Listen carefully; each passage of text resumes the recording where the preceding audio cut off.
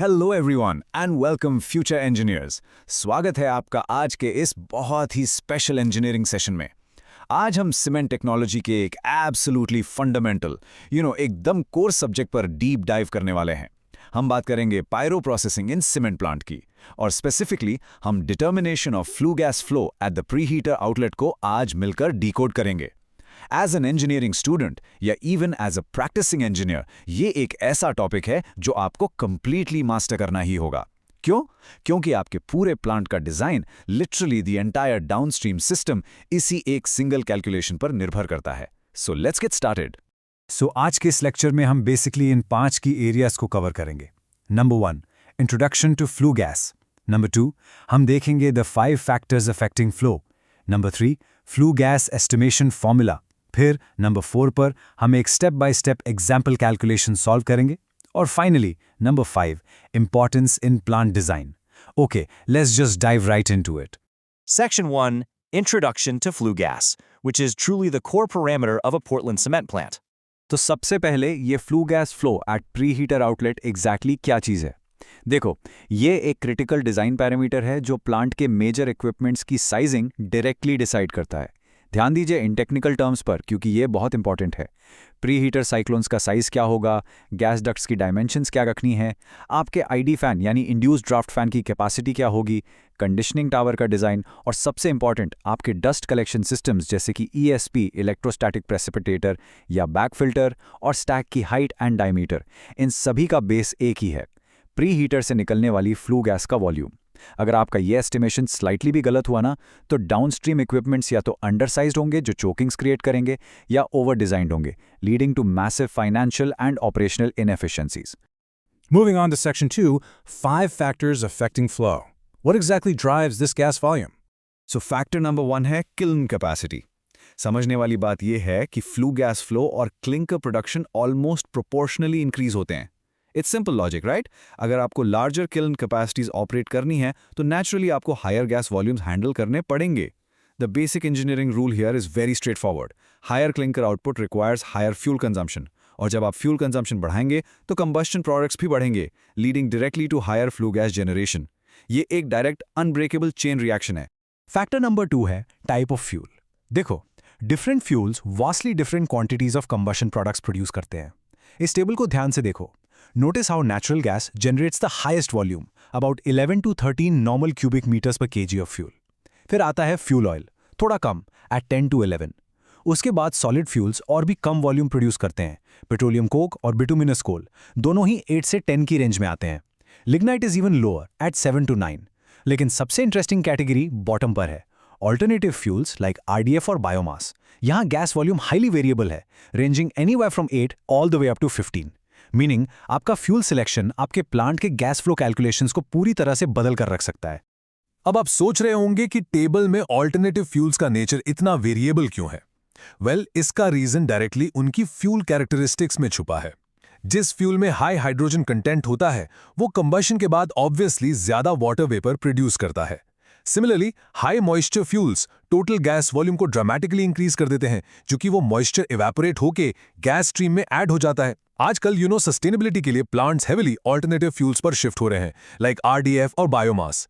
इन fuels में naturally higher moisture और ऐश content होता है, जिसकी वजह से आपका ओवरऑल गैस फ्लो सिग्निफिकेंटली बढ़ जाता है। यह आज के प्लांट डिजाइनर्स के लिए एक बहुत बड़ा चैलेंज है। राइट, फैक्टर 3 है specific heat consumption. Basically lower heat consumption का सीधा सा मतलब है कम fuel requirement, which ultimately lowers your flue gas generation. यहाँ पर टेक्नोलॉजिकल जंप नोटिस करो। ओल्डर किल्स में स्पेसिफिक हीट कंजम्पशन अराउंड 800 से 900 kilo calories per KG clinker हुआ करता था। फिर कन्वेंशनल प्री कैल्सिनेटर किल्स आए जो इस नंबर को 720 से 780 पर ले आए। और आज के जो मॉडर्न किल्स हैं, they operate at an incredibly efficient 680 to 720 kilo calories per KG clinker.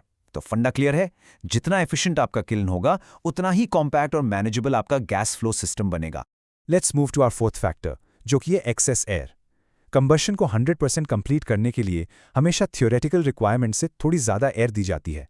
Standard industry measurements के हिसाब से टिपिकल ऑक्सीजन लेवल्स कुछ ऐसे होते हैं। किल्न इनलेट पर हमें मिलता है 1-2% O2, प्री हीटर आउटलेट पर आते आते ये 24% O2 हो जाता है और स्टैक तक पहुंचते पहुंचते फॉल्स एयर इंग्रेस की वजह से ये 35% O2 हो जाता है। So the absolutely crucial point here is, अगर सिस्टम में एक्सेस एयर बढ़ती है तो डायरेक्टली आपका टोटल गैस वॉल्यूम बढ़ेगा। और इसका सबसे बड़ा पेनल्टी कहाँ पड़ता है?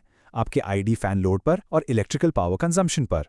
Engineers, you must strictly monitor and control this excess false air in the plant. And the final factor number 5 is raw material moisture.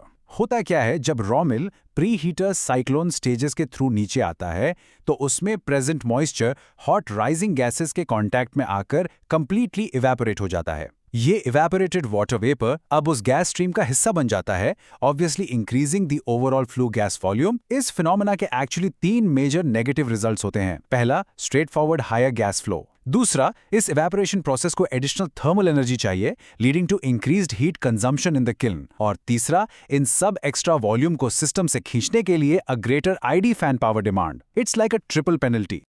Okay, Section 3, Flue Gas Estimation Formula. Let's look at the mathematics of gas flow. So, ये रहा आपका core formula.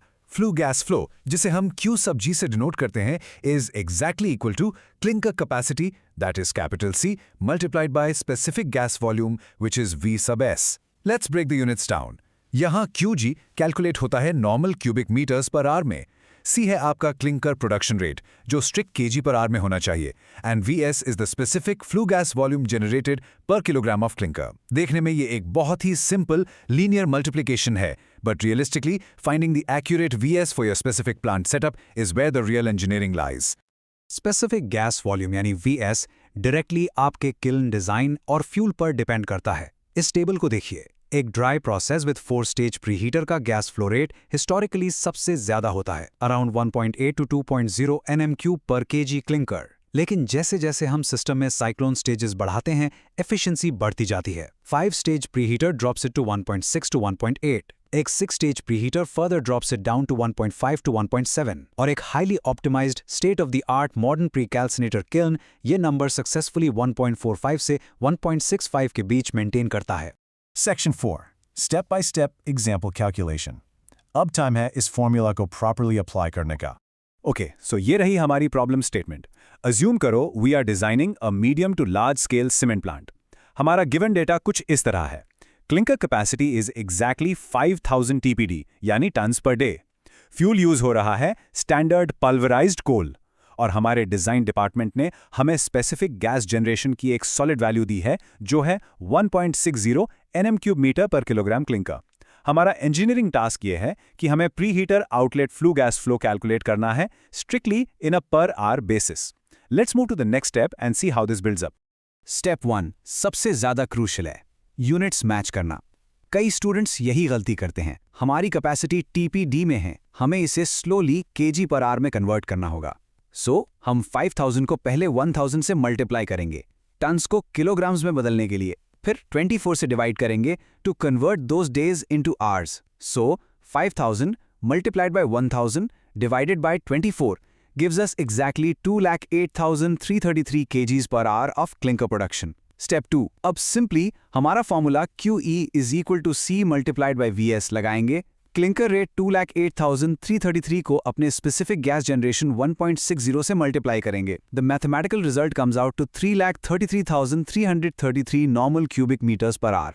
But real world engineering design में हम generally values को slightly round off करते हैं for practical equipment sizing. So हमारा final answer for the pre heater outlet flue gas flow is approximately 333,000 nm³ per hour. Note it down, ये वो exact volumetric flow rate है जिस पर आप अपना आईडी फैन और सारे बाकी डाउनस्ट्रीम इक्विपमेंट्स डिजाइन करेंगे। अब एक अच्छे इंजीनियर की तरह let's cross verify our result against industry standards. For a typical 5000 TPD plant, standard flue gas flow की जो रेंज होती है वो होती है between 310,000 to 360,000 nm³ per hour. अब ध्यान से देखो, हमारा कैलकुलेटेड फिगर था 333,000 nm³ पर आवर, जो कि बिल्कुल इस रेंज के सेंटर में परफेक्टली फिट होता है। ये कंप्लीटली वैलिडेट करता है कि हमारे अज्यूम्ड स्पेसिफिक गैस पैरामीटर्स और मैथमेटिकल कैलकुलेशंस एब्सोल्युटली सॉलिड हैं। No errors here. Section 5, Importance in Plant Design. Let's discuss why getting this calculation right actually matters in the real world. देखो, सबसे बड़ा application proper sizing and design का है। ये accurately calculated gas flow volume absolutely essential है proper sizing of the ID fan के लिए। ID fan plant का दिल है, जो पूरे सिस्टम में ड्राफ्ट मेंटेन करता है।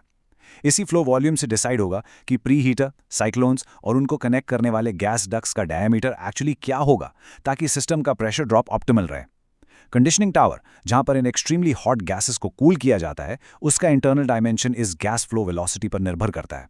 और फाइनली, पोल्यूशन कंट्रोल के लिए डिजाइन ऑफ द ईएसपी और बैक फिल्टर को ठीक इस वॉल्यूम को क्लीन करने के हिसाब से ज्योमेट्रिकली शेप किया जाता है। अगर आपकी बेस कैलकुलेशन स्लाइटली भी ऑफ हुई, none of these equipments will perform efficiently.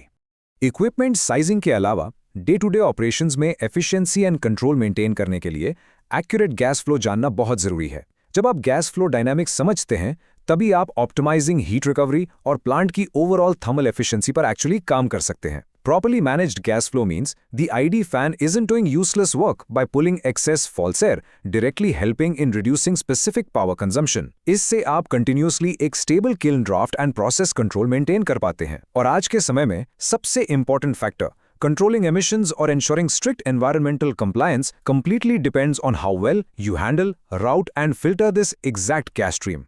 And this brilliantly illustrates just how far cement technology has actually come. आज के modern highly energy efficient precalciner kilns सिर्फ 1.45 से 1.65 nm cube of flue gas per kilogram of clinker generate करते हैं। इस continuous technological refinement ने drastically plant की thermal efficiency को इंप्रूव किया है और ग्लोबली सीमेंट प्लांट्स के huge ID fan power consumption को लोअर किया है compare to older legacy systems. एक efficiently determined gas flow is fundamentally the backbone of any modern cement plant optimisation. So, as we wrap up this masterclass on pyroprocessing, मैं आप सबके सामने एक critical engineering challenge रखना चाहता हूँ। जैसे globally cement plants heavily alternative fuels पर shift हो रहे हैं, जिन fuels में normally बहुत higher moisture और variable ash content होता है, how will this challenge future emission controls and our existing ID fan capacities? क्या आने वाले engineers को, यानी कि आपको, अपने current equipment design parameters को completely rethink करना होगा?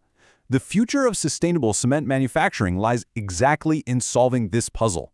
Think about it. Keep analyzing, keep calculating, and keep engineering the future. See you in the next session.